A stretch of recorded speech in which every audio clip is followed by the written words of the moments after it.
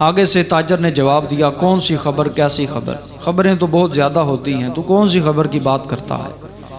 عیسائی راہب کہنے لگا میں اس خبر کی بات کر رہا ہوں جو ہم نے انجیل کے اندر بھی پڑھی، تورات کے اندر بھی پڑھی، زبور کے اندر بھی پڑھی۔ کیا خبر تھی کہ جو حرم مکہ ہوگا، دو پہاڑوں کے درمیان اللہ تبارک و تعالیٰ کے پیارے رسول بے مثال بی بی آمنہ کے لال صلی اللہ تعالیٰ علیہ وآلہ وسلم آخری نبی بن کر حرم مکہ میں تشریف لائیں گے۔ میں یہ پوچھ رہا ہوں کیا انہوں نے اعلان نبوت کر دیا، کیونکہ ان کی نشانیاں آنے کی پوری ہو چکی ہیں۔ وہ تاجر بولا اس حوالے سے مجھے کوئی پتہ نہیں۔ اس نے کہا میری بات یاد رکھ لے، جب تم اب حرم مکہ کے اندر جائے دیکھنا اگر کوئی ایسا معاملہ ہوا ہے تو اس نبی کا کلمہ پڑھ لینا، اس کے غلام بن جانا، اسے چھوڑنا نہیں، اسے ریجیکٹ نہیں کرنا۔ اب جب یہ بات کہی تو اس نے کہا کچھ نشانیاں بتا۔ کہا وہ اللہ کے پیارے رسول ہیں، حضرت عبداللہ کے بیٹے ہوں گے، در یتیم ہوں گے، وہ ہمیشہ امانت دار ہوں گے، صادق و امین ہوں گے، سچ بولنے والے ہوں گے، محبت فرمانے والے ہوں گے۔ وہ اعلان نبوت فرمائیں گے، محمد مصطفیٰ احمد مجتبیٰ ان کا نام ہوگا۔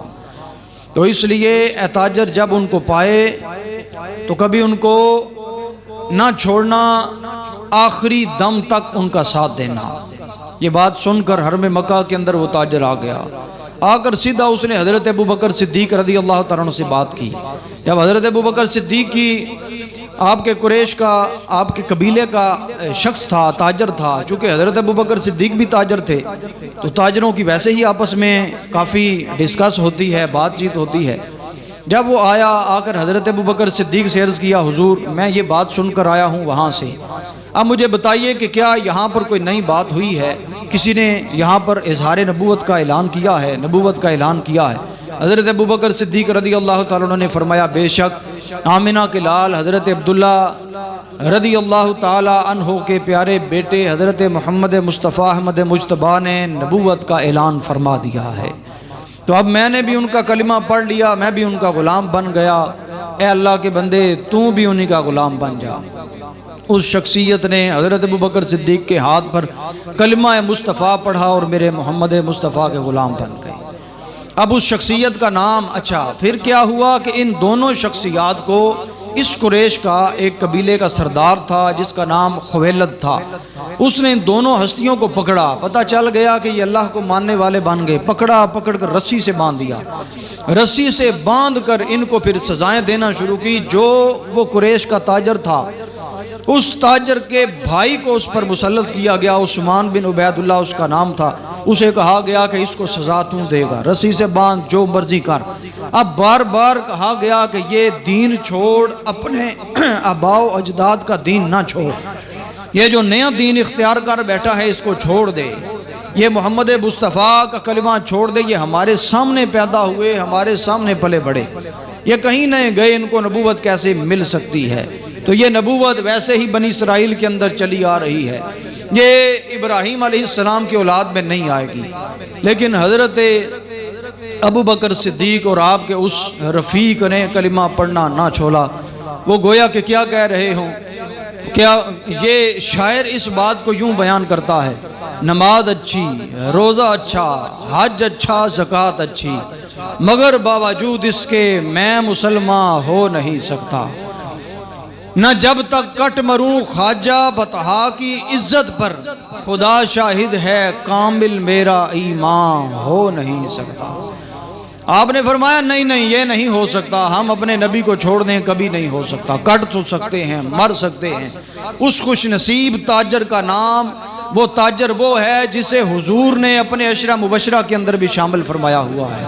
یہ تاجر وہ ہے جسے حضور نے اپنی زندگی کے اندر کئی مرتبہ جنت کی بشارت دی ہوئی ہے۔ غزوہ احد کے موقع کے اوپر چٹان کے اوپر آپ تشریف فرما ہو رہے ہیں،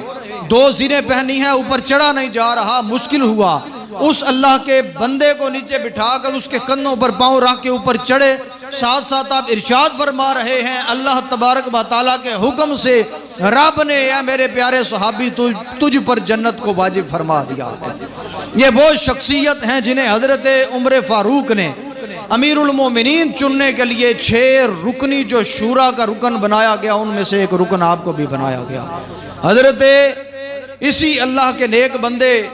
جو کہ میرے مصطفیٰ کریم کے پیارے غلام ہیں، صحابی رسول ہیں اور عشرہ مبشرہ سے ہیں، یہ ایسے شخصیت ہیں جن سے میرے مصطفیٰ کریم دنیا سے جب پردہ فرما رہے ہیں تو راضی تشریف لیے جا رہے ہیں۔ وہ شخصیت کون سی شخصیت ہے؟ وہ شخصیت ہے حضرت سیدنا طلحہ بن عبید اللہ رضی اللہ تعالیٰ عنہ کی۔ پیار سے کہیے ذرا سبحان اللہ۔ جو میرے بھائی باہر بیٹھے ہیں اگر عرض میری قبول فرمائے تو اندر تشریف لے آئیں تاکہ میں صحیح سے آپ کی زیارت سے مستفیض ہو سکوں اور ایک محفل کا سماع بھی بن سکے۔ اور جو آگے آتے ہیں وہ کوشش کیا کریں اگلی صفوں کے اندر تشریف فرما ہوا کریں تاکہ جو بعد میں آئیں ان کے لیے جگہ گشادہ ہوتی چلی جائے۔ یہ وہ شخصیت ہے جس کا میں ذکر کر رہا ہوں، یہ عشرہ مبشرہ صحابہ کرام علیہم رضوان میں سے ہیں، اور غزوہ احد کے اندر غزوہ بدر میں شریک نہ ہو سکے چونکہ حضور نے آپ کو شام کی طرف کسی کام کے لیے بھیجا ہوا تھا۔ جب حضور صلی اللہ علیہ وآلہ وسلم کے اس صحابی کو موقع ملا غزوہ احد کا، جب غزوہ احد کے اندر کافروں کے ساتھ گتھم گتھا ہوئے لڑائی شروع ہوئی، حضرت ابوبکر صدیق فرماتے ہیں اپنی بیٹی کو، اے عائشہ میں جب حضرت طلحہ بن عبید اللہ جب ہم غزوہ احد کے اندر پہنچے لوگ لڑ رہے ہیں، ایک شیر کو میں نے دیکھا جو ایسا لڑ رہا ہے جس طرف جاتا ہے کافروں کے وہ پرخچے اڑا دیتا ہے، گاجر مولی کی طرح کاٹ دیتا ہے۔ میں جب اسے دیکھ رہا تھا تو دل کے اندر کہہ رہا تھا کہ مجھے لگتا ہے کہ یہ کوئی اور نہیں حضور کا صحابی حضرت طلحہ بن عبید اللہ ہے۔ جب فرماتے خدا کی قسم جب میں نے بعد میں دیکھا تو وہ حضرت طلحہ بن عبید اللہ ہی رضی اللہ تعالیٰ عنہ تھے۔ حضرت طلحہ رضی اللہ تعالیٰ عنہ کے بارے میں حضرت ابوبکر صدیق رضی اللہ تعالیٰ عنہ فرماتے ہیں جب غزوہ احد کا دن تھا ڈھال بنے ہوئے تھے حضور کے سامنے کھڑے ہو کر، ایسا عشق رسول میں آپ کے سامنے عرض کر رہا ہوں۔ یہ صحابہ کرام کا عشق آپ کو بیان کرنے کا مقصد پچھلی مرتبہ پچھلے جمعۃ المبارک کو حضرت زبیر بن عوام کا عشق، اس دفعہ حضرت طلحہ بن عبید اللہ، اور ان دونوں کی دوستی اور یاری بھی بڑی تھی۔ ان کو آپس میں مکہ المکرمہ کے اندر حضور نے رفیق بنایا ہوا تھا۔ جب یہ مدینہ پاک کے اندر گئے تو پھر کسی اور کا رفیق بنا دیا گیا۔ حضرت طلحہ بن عبید اللہ وہ شخصیت غزوہ احد کے دن حضرت ابوبکر صدیق فرماتے ہیں ہم نے جب دیکھا تو حضرت سعد بن ابی وقاص حضور کے ساتھ ہوتے یا حضرت طلحہ بن عبید اللہ ساتھ ہوتے، جب دیکھا حضرت طلحہ بن عبید اللہ اور حضرت سعد بن ابی وقاص ہی ہوتے۔ حضرت طلحہ بن عبید اللہ کو دیکھا کہ حضور کے سامنے ڈھال بنے ہوئے اور اتنے زیادہ زخم آ چکے ہیں، اتنے زیادہ 70 سے زائد زخم جسم کے اوپر آ چکے ہیں، پھر بھی حضور کے سامنے کھڑے ہیں، دیوار بنے ہوئے ہیں، دیوار بن کر کھڑے ہوئے ہیں۔ کوئی تیر ادھر سے آ کر لگ رہا ہے، کوئی تیر ادھر سے آ کر لگ رہا ہے۔ حضرت طلحہ بن عبید اللہ کو ایک تیر لگا، آپ کا ایک بازو شل ہو گیا، آپ کی انگلیاں کٹ گئیں۔ حضرت ابوبکر صدیق فرماتے ہیں انگلیاں بھی کٹ گئیں، ہاتھ بھی شل ہو گیا، جسم زخموں سے چور چور ہے، لیکن پھر بھی حضور کے سامنے کھڑے ہوئے ہیں اور کیا کہہ رہے ہیں، تمہاری آواز کو کیسے نہ زندگی سمجھوں۔ پیار سے کہیے ذرا سبحان اللہ۔ فرماتے ہیں تمہاری آواز کو نہ کیسے زندگی سمجھوں، یہی تو ایک سہارا ہے میرے جینے کے لیے۔ میرے مصطفیٰ کریم علیہ السلام کے ایسی محبت، ایسا پیار کہ جگہ جگہ کے اوپر جہاں جاتے ہیں، جس جنگ کے اندر جاتے ہیں، کافروں کے پرخچے اڑا دیتے ہیں اور لوگ حیران پریشان ہو جاتے ہیں کہ حضور صلی اللہ علیہ وآلہ وسلم نے کیسے کیسے شیر رکھے ہوئے۔ میرے مصطفیٰ کریم صلی اللہ علیہ وآلہ وسلم کا یہ غلام، آپ جنگ جمل کے اندر، آخری باتیں ہیں، جنگ جمل کے اندر جب پہنچے حضرت زبیر بن عوام کو بھی شہید کر دیا گیا اور حضرت طلحہ بن عبید اللہ کو مروان نے تیر مارا، آپ کو شہید کر دیا گیا۔ حضرت علی المرتضیٰ آئے، آپ کے بالوں کے اوپر ہاتھ پھیر رہے ہیں، ہاتھ پھیر کر آپ ساتھ ساتھ کیا ارشاد فرما رہے ہیں؟ آپ فرماتے ہیں کہ اے اللہ کاش میں یہ دن نہ دیکھتا کہ آسمان کے تاروں کے نیچے میں زبیر کو بھی شہادت کا رتبہ پاتے دیکھ رہا ہوں، طلحہ بن عبید اللہ کی بھی شہادت کا رتبہ پاتے دیکھ رہا ہوں۔ کاش مجھ پر یہ وقت نہ آتا، میں 20 سال پہلے دنیا سے چلا جاتا۔ اچھا، جب دنیا سے چلے گئے پھر آپ کا مزار مبارک بن گیا، پھر آپ کے بارے میں ایک بندہ حضرت سعد بن مالک فرماتے ہیں کہ آپ کے بارے میں ایک شخص بار بار غلط باتیں کر رہا ہے، بار بار غلط باتیں کر رہا ہے۔ میں نے اسے روکا کہ حضرت طلحہ، زبیر اور حضرت علی المرتضیٰ کے بارے میں، میرے بھائیوں کے بارے میں غلط بات نہ کہیں۔ اس نے کہا نہیں، میں کہوں گا۔ حضرت سعد بن مالک رضی اللہ تعالیٰ، دیکھیے اللہ والوں کی دعا بھی اثر کرتی ہے، اللہ تعالیٰ کے ولیوں کی، اللہ تعالیٰ کے نبی کے صحابیوں کی بد دعا بھی بڑا اثر کرتی ہے۔ ہمیں دعا لینی چاہیے، بد دعا سے بچنا چاہیے۔ حضرت سعد بن مالک رضی اللہ تعالیٰ اسی وقت آئے، وضو کیا، نماز 2 نفل پڑھے، ہاتھ اٹھائے، عرض کرتے ہیں مالک میں تجھ سے یہ دعا کر رہا ہوں، اس شخص کے اوپر ایک بلا نازل فرما، میری آنکھوں کے سامنے بلا نازل فرما۔ لوگ کہتے ہیں خدا کی قسم ابھی وقت نہیں گزرا تھا کہ ایک اونٹنی مجمع کو چیرتی ہوئی آئی، آ کر اس نے اس کو اپنے تھوتن کے اندر لیا، لے کر دبایا، دبا کر وہیں پر مار دیا۔ لوگوں کا مجمع چل رہا ہے، ساتھ حضرت سعد بن مالک کو فرما رہا ہے، اے سعد بن مالک، اللہ تعالیٰ نے آپ کی دعا کو کیسا قبول فرما لیا ہے۔ اس لیے حضرت میاں محمد بخش رحمۃ اللہ تعالیٰ نے فرماتے ہیں سچے مرد صفائی والے جو کچھ کہن زبانوں، مولا پاک کرندہ اوہو سچی خبر احسانوں۔ یہ اللہ والے ہیں جن کی زبان اللہ تبارک و تعالیٰ نے اپنی زبان قرار دیا ہے، ان کو طاقت اللہ تعالیٰ نے اپنی عطا فرمائی ہوئی ہے۔ اور حضرت طلحہ بن عبید اللہ رضی اللہ تعالیٰ کی جب قبر بن گئی، کتنے عرصے کے بعد ایک شخصیت کو خواب کے اندر زیارت ہوئی کہ مجھے قبر کے اندر تکلیف ہے، پانی آ رہا ہے، میری قبر کو تبدیل کیا جائے۔ مشاورت کر کے اسی شخصیت نے لوگوں کو ساتھ لیا، آپ کی قبر کو کھودا۔ جب قبر کو کھودا، ابھی کھود رہے ہیں، خوشبوؤں کے حلے آنا شروع ہو جاتے ہیں۔ ابھی جب قبر کھود لی گئی، آپ کا جسم طاہر نکالا گیا، لوگ حیران ہیں کہ حضرت طلحہ بن عبید اللہ کا کفن بھی سلامت، آپ کا چہرہ بھی سلامت، آپ کا جسم بھی سلامت۔ بلکہ لکھنے والے لکھتے ہیں کہ حضرت طلحہ بن عبید اللہ کے دونوں آنکھوں کے درمیان دیکھا گیا، جس دن غسل دیا گیا تھا وہ کافور ملا تھا، وہ کافور بھی ابھی تک سلامت تھا۔ حضرت طلحہ بن عبید اللہ اللہ تعالیٰ کے رسول کے صحابی رسول ہیں۔ اب حضرت شیخ عبدالحق محدث دہلوی سے کسی نے پوچھ لیا، حضور والا یہ بتائیے حضرت یوسف علیہ نبینا علیہ السلام کے دور کے اندر قحط سالی ہوئی، لوگ آپ کی صبح کے وقت زیارت کرتے، شام تک رج جاتے، شام کو زیارت کرتے، صبح تک رج جاتے، لیکن حضور کے بارے میں ہم نے کبھی بھی کوئی ایسا واقعہ نہیں سنا۔ وجہ کیا ہے؟ حالانکہ حضور حضرت یوسف سے زیادہ حسن والے ہیں۔ حضرت شیخ عبدالحق محدث دہلوی بڑی خوبصورت بات ارشاد فرماتے ہیں، فرمایا تو کہتا ہے یوسف کو صبح دیکھا شام تک رجے اور زندہ رہے، شام کو دیکھا صبح تک رجے اور زندہ رہے، وہ تو رہے دنیا کے اندر زندہ۔ میرے تیرے نبی کی شان کا عالم یہ ہے، وہ جس نے میرے حضور کو دنیا میں دیکھ لیا اور وہ دنیا کے اندر بھی زندہ رہا، اور نہ صرف دنیا میں بلکہ جب وہ قبروں کے اندر چلا گیا رب نے انہیں قبروں کے اندر بھی زندگی عطا فرمائی۔ کیونکہ تو مجھے میرا محبوب نہیں ڈٹھا جنوں ویکھ کے چند شرماوے، تو مجھے میرا محبوب نہیں ڈٹھا جنوں ویکھ کے چند شرماوے، بجلی ڈردی لشک نہ مارے متاں بے ادبی ہو جاوے، جے ہو جاوے وچ گلشن دے سارا گلشن سیس دواوے، جے او رکھے ہاتھ پھلاں وچ ہاتھ پھلاں وچ رل جاوے، جے او کھولے ول زلفاں دے اتے راہی راہ پھل جاوے، اوے جے او ہٹاوے نقاب چہرے تو ادھی راتی دن چڑھ جاوے،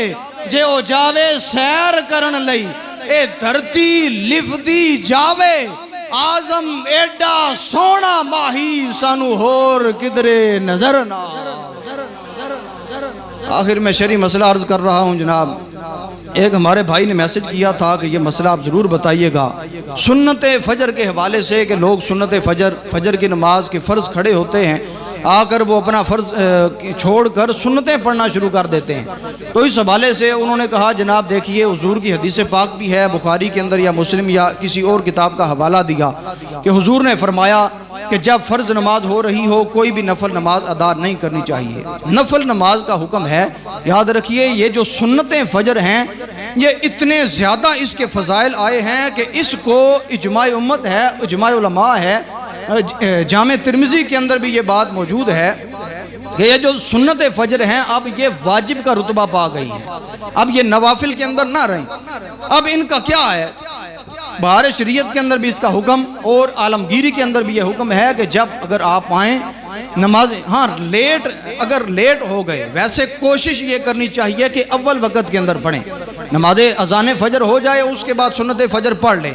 اور حضور صلی اللہ علیہ وآلہ وسلم کا عمل مبارک، آپ کئی مرتبہ اپنے گھر مبارک کے اندر بھی سنت فجر پڑھ کر پھر مسجد کے اندر تشریف لایا کرتے تھے، کوشش یہ کرنی چاہیے۔ لیکن بامر مجبوری اگر کوئی رہ گیا تو پھر اس کے لیے کیا ہے کہ وہ اگر آئے دیکھے نماز فجر ابھی شروع نہیں ہوئی اور ٹائم بھی ہو گیا ہے، وقت کم ہے، تو اسے چاہیے کہ وہ اتنی دیر کے اندر سنت فجر ادا کر لے۔ اگر اسے یہ پتہ ہے کہ میں سنت فجر پڑھ کے فرضوں کے ساتھ مل جاؤں گا، اگر اسے پتہ ہے کہ میں فرضوں کے ساتھ نہیں مل پاؤں گا، تو فتاوی عالمگیری کے اندر یہ بات لکھی ہے کہ اگر آئے اس کو شبہ ہے کہ یہ پہلی رکعت کا رکوع ہے یا دوسری رکعت کا رکوع ہے، تو پھر اسے چاہیے کہ وہ سنتیں چھوڑ دے، وہ فرضوں کے اندر شامل ہو جائے۔ بلکہ بہار شریعت والوں نے لکھا کہ اگر قعدے تک پہنچ گئے، امام صاحب قعدہ یعنی تشہد کے اندر بیٹھ گئے اور اسے یہ پتا ہے کہ میں تشہد اتنا لمبا ہے، ہاں تشہد کے اندر اگر پہنچ گئے تو پھر اجازت نہیں، پھر وہ سنت فجر چھوڑ کر فرائض کے اندر شامل ہو جائے گا۔ لیکن جب تک تشہد نہیں بیٹھے اسے یہ پکا یقین ہے کہ امام صاحب ابھی سلام نہیں پھیریں گے، میں سنت فجر پڑھ کر فرضوں کے ساتھ شامل ہو جاؤں گا، تو پھر اسے چاہیے کہ وہ سنت فجر ادا کر لے۔ بالفرض اگر کسی کی سنت فجر رہ گئیں تو پھر اسے کیا چاہیے؟ وہ پھر ساتھ ہی فرضوں کے بعد سنت فجر ادا نہیں کرے گا، بلکہ وہ طلوع آفتاب کے 20 منٹ کے بعد یعنی کہ جب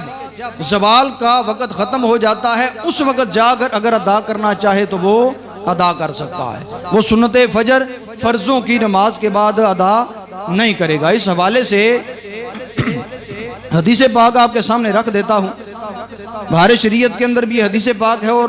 صحیح مسلم بخاری کے اندر بھی ہے۔ حضور صلی اللہ علیہ وآلہ وسلم نے ارشاد فرمایا،